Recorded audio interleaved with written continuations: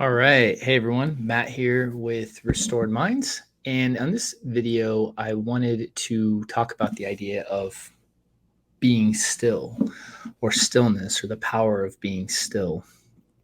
And this idea came to me when I was watching this show Alone. They have it on Netflix, I think, right now. But, anyways, it's a show where it's kind of a reality show where these people are dropped off in the wilderness and they have to survive alone, like completely no camera crews. They set up all their own cameras, right? And they have to be alone for, up to however long until essentially everyone taps and the last person to tap wins the show. And I think it's such a great demonstration. I mean, you really get to see, real people, and when they get in complete stillness and silence, just what happens, right? I think it's so great to watch. I mean, sometimes it's suffering for the person. I don't mean I enjoy watching them suffer by any means, but I think it's just such a testament to how little most of us actually sit in stillness. How often we actually sit with ourselves, how often we're actually just alone with ourselves, and how challenging that can be, and what I think, most of the people that go into the show, they are survival experts and, bushcraft people that can hunt and do all that stuff. But the challenge of the show is really just the being alone. And I think so many people on the show anyway overestimate their ability to be with themselves, or underestimate how challenging that might be. And on this most recent season, or season I was watching, season 8, I believe. And I know this isn't like a show about a show, but I just was thinking about this, right? Because in my program, I have a whole 31-day meditation program of just learning of how we use meditation just for OCD and anxiety purposes, and what it is and why it's so important, and why practicing meditation or some type of stillness is so important. Because most of us, I'm gonna say some very generic statements. This might not be you, and if it's not you, that's great. But I'm gonna talk about just some common things that I've done in my life and that I watch other people do, and that I know, and people that I know do, right? Like the idea of getting up and immediately getting on your phone. And you might be like, well, Matt, I need to check email, right? I need to see if someone texted me. I need to see what someone posted on Instagram last night when I was asleep.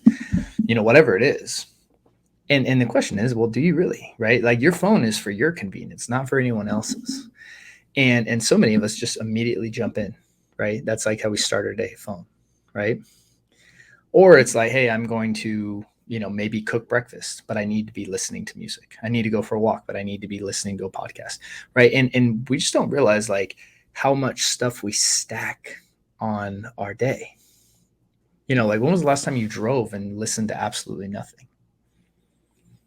Or when was the last time you just sat with yourself in just complete stillness? Even the idea of meditating, oftentimes sitting in just silence is too much. People like guided meditations, and I know I'm one of those people as well. And the point I'm trying to make in this episode is just what stillness does is it allows for our work to begin. And what I mean by that is that's when feelings are going to start coming to the surface, and they naturally push up. They naturally come to the surface. That's why what's so cool about watching the show Alone is it just naturally happens. The moment, like, that everything calms down is like the person will, hey, I start having these feelings. I had memories. I had, just stuff start flying up to the surface, right? Because again, our body has this way of cleansing our system emotionally, especially with, and all thought is, in most cases, is just a manifestation of emotion in the body. That's why when you read the book Letting Go by Dr. David Hawkins, I mean, he's really clear, and talk about a guy that knows his stuff, right? When you talk about letting go, I mean, he very clearly articulates, don't get involved in the thought. Go into where it is in your body. right? And feeling what we feel in our body. Oftentimes us going into our head and trying to analyze and think is us escaping what's going on in our body, right? We think we're solving something, but really we're just escaping these feelings that are coming up in our body. Because if we believe feelings are dangerous, we're going to do things to try to get rid of them. And feelings, especially buried feelings, right? That, and again, we have to bury feelings in our society, right? It's not always appropriate that if you're in a meeting that you can just, if someone says something that upsets you, you can just lash out and say whatever you want. We don't live in a place like that, and thank God. But sometimes we have to push feelings down. But then in that case, we have to give ourselves space to really let our body surface those feelings and let them pass and let them go. And one of the reasons that I like the show Alone is because you really get to observe a very raw experience that people have, where they're forced to be alone, and then it just starts happening.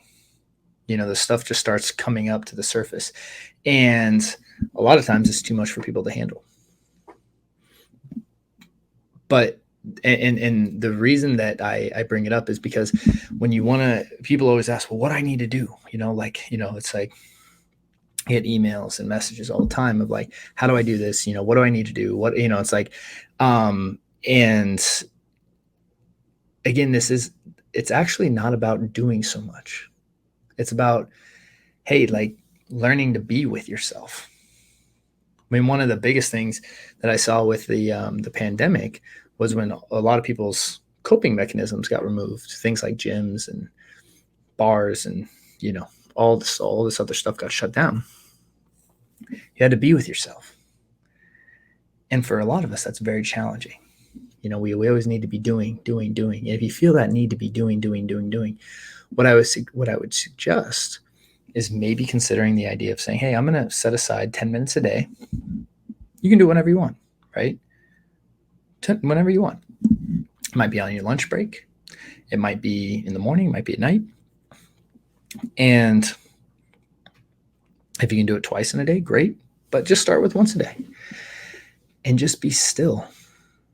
And just kind of watch what happens. Watch if your mind just starts going all wild and rapid real quick. Watch if feelings start coming up in your body. That is the work. That is your work. It's not about, hey, in the stillness, I need to feel still. No, because you won't, right? Like when I'm saying being still, I'm saying eliminating all external distraction and just sitting in that stillness right now. That doesn't mean that internally you're going to feel still. In fact, quite the opposite for most of us. But that work of noticing what comes up and actually working to release, working to let go, and not getting lost in it, that is the work right there. That's 90% of the work. Because as we go about our day, stuff is going to hit and we got to be able to work with it, And so that practice of even just doing it 10 minutes a day is just going to get you better at doing it when it just comes up naturally throughout the day, and not getting so lost and overwhelmed in the emotion that we start doing, irrational things, or, we start trying to control our environment to make sure that people don't make us feel a certain way. This work of just being still, right, is, in my opinion, oftentimes more powerful than most things that you're going to do. Because what I've found is that the recovery process from OCD and anxiety is actually very intuitive, it's very obvious.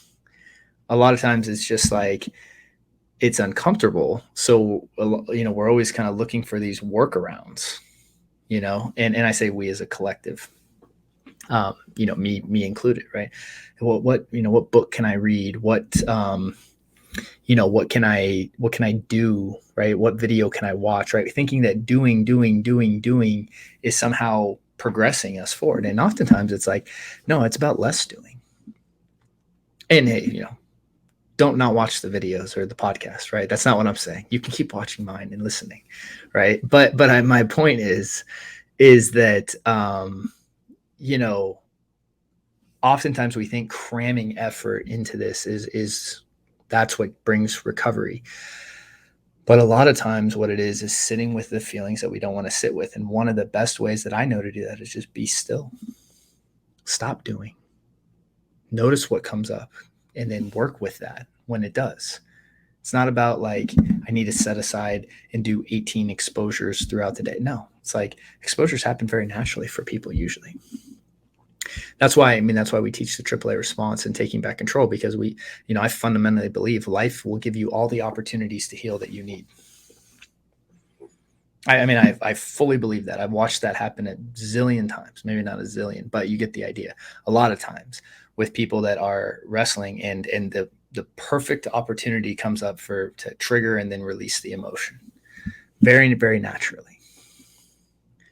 And so, instead of trying to control the exposure process and plan this all out and focus all this effort, really just the power of being still. And, this is just something to try this week. It's just something to consider.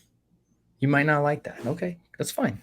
But I know that when you actually learn to be still and practice being still and start to notice when you're still, how easily you want to go do something or distraction or control or get reassurance or avoid. It's like, that is the work of ERP right there. The moment you get this I need to do something, sit with that for a second and be still.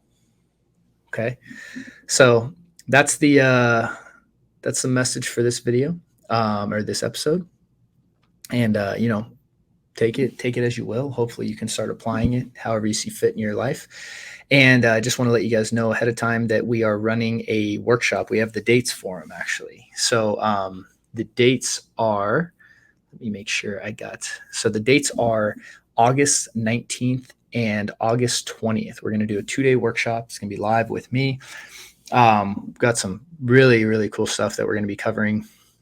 And I don't want to lay out all the spoilers, but things like, breaking and rebuilding beliefs, understanding how we don't understand OCD and anxiety well, right? And so really flipping our understanding and the paradigm shift of it, and then as well as the AAA response, what recovery is, what it looks like, how to get there, how to apply this stuff in your life. And just so much more. So set aside those dates, bookmark them in your calendar, join us, right? It's a low fee for the workshop. This is not something that, is like this crazy thing, but these 2 days are designed to really undo a lot of the things that you've been doing that have been keeping you stuck, as well as get you on the right track and really to make sure that you're moving towards recovery, towards living the kind of life that you want to live. So those are the dates. We got more information over at restoredminds.com, as well as in the notes of the show. So check those out. Go claim your seat as well. And with that said, look forward to seeing you on the next episode, guys. Have a great week. Talk to you soon.